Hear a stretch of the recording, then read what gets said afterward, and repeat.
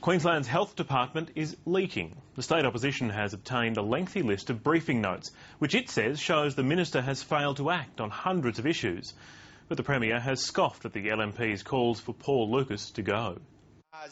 The LNP jumped on the Health Department records in question time, tabling a list of 458 briefing notes they say the Minister ignored.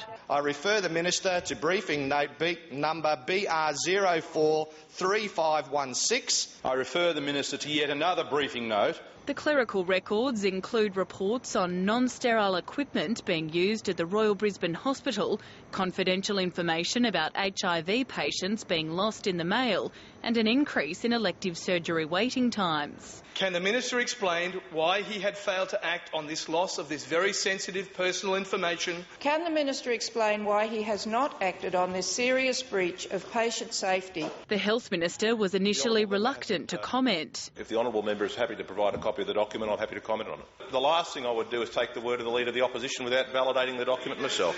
There were calls for him to be fired. Is this failure acceptable to the Premier, or the Premier now move to sack this failed Health Minister?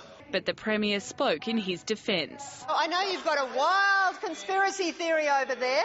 The Health Minister says he receives 400 briefs and letters a week. Stephanie Smell, ABC News, Brisbane.